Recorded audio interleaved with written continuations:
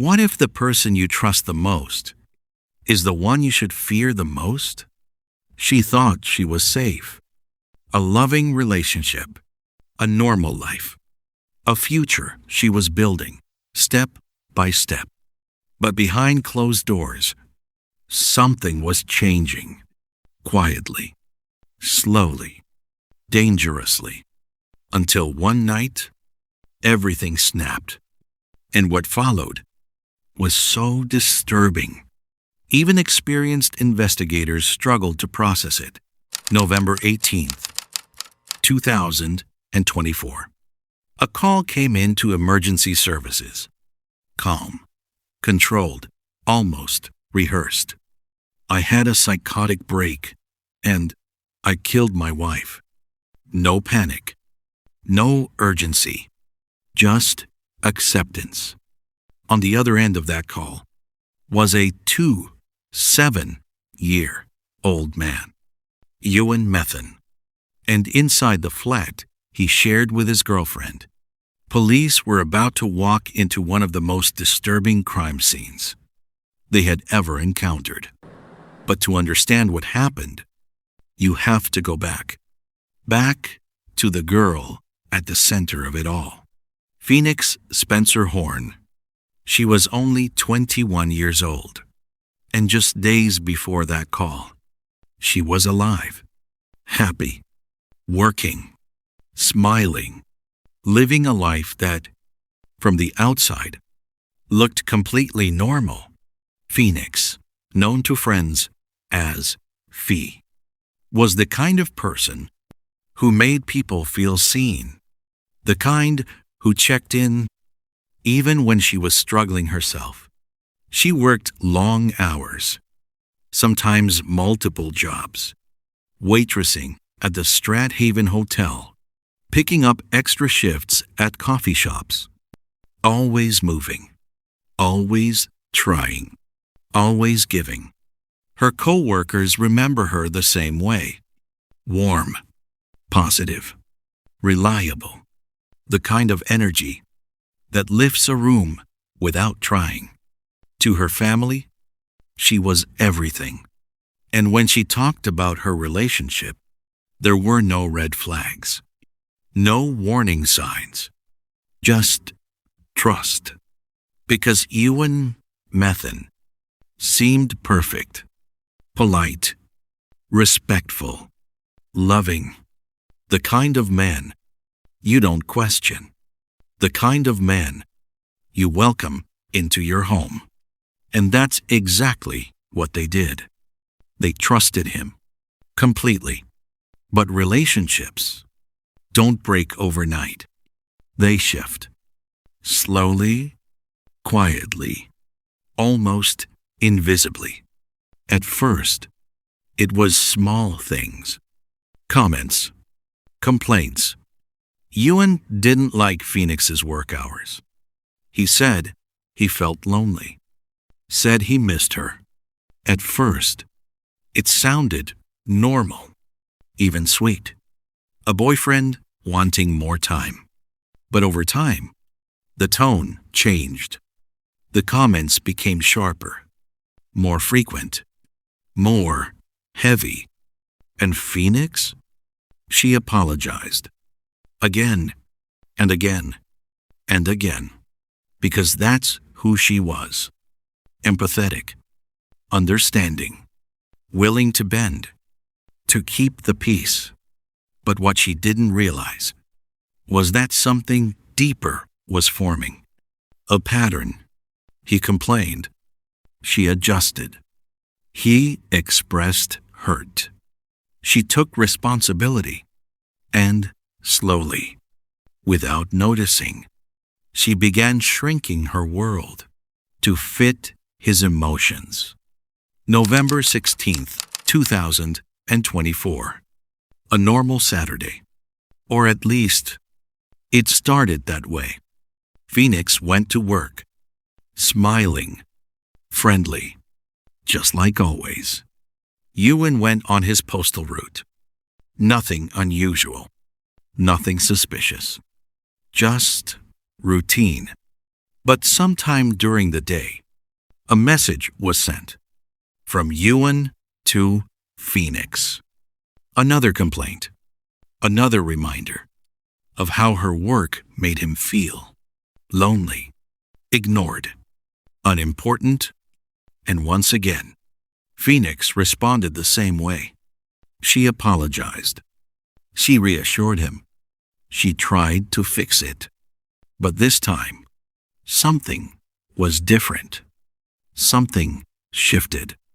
Because later that night, at 9:37 p.m., Phoenix sent her final message to her mother. "We're home, having dinner. Normal, simple, safe. Or at least, that's what it seemed." Just before midnight, everything changed. Neighbors heard it first. A loud noise. Then movement. Fast. Heavy. Unusual. Not the kind of sound you ignore.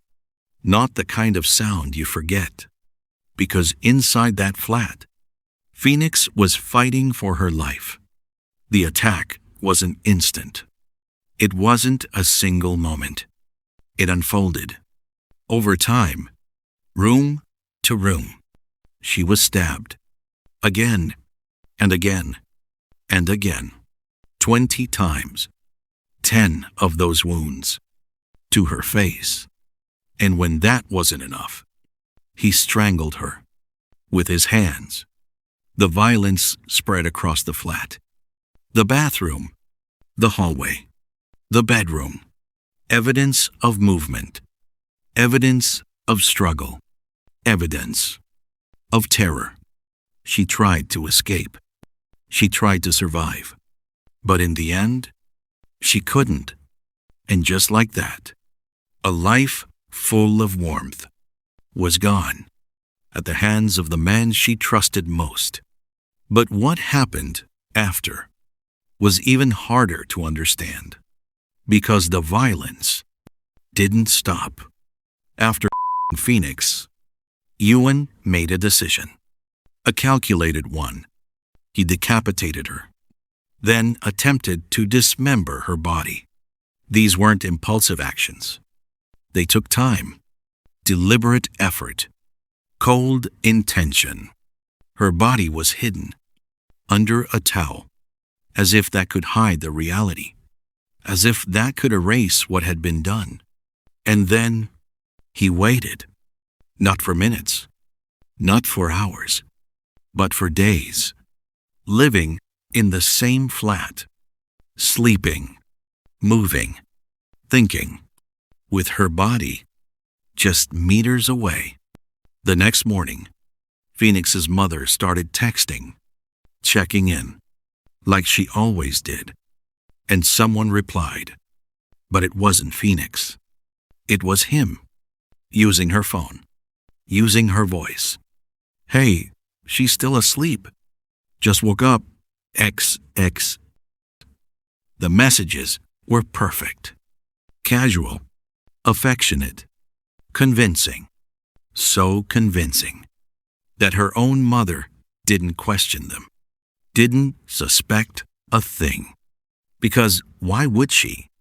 This was someone she trusted, someone she welcomed into her family.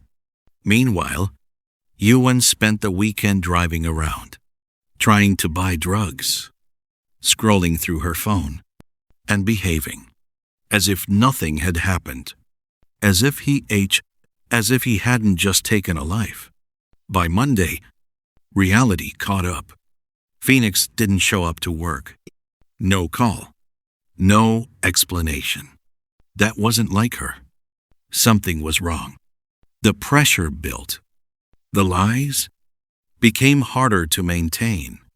And just after midday, Ewan made the call. "I had a psychotic break. I don't remember. I just want to go to jail." But even then, he was shaping the story, blaming drugs, blaming alcohol, blaming anything but himself. Because the truth, the evidence told a different story. A clear one, a controlled one, a deliberate one. When police arrived, they weren't prepared. No one could be. The scene was unimaginable. And Ewan?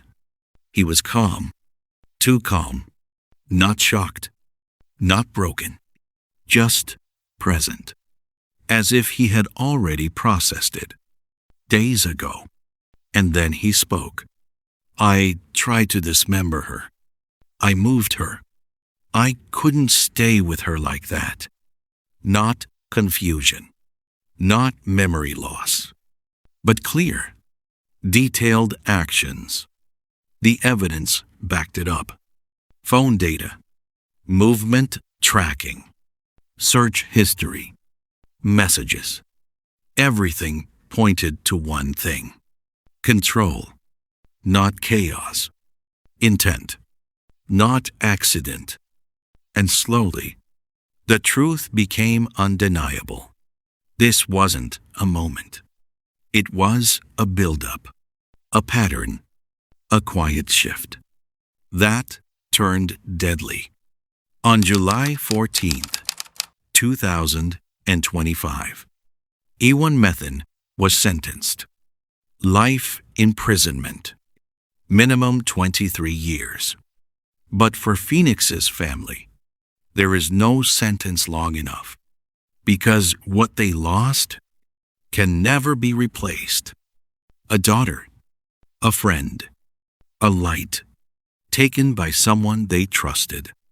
But her story didn't end there. Her family turned pain into purpose, donating in her name, supporting other women, fighting for change. Because Phoenix was more than what happened to her. She was kindness, strength, love, and she deserved a future that was taken from her.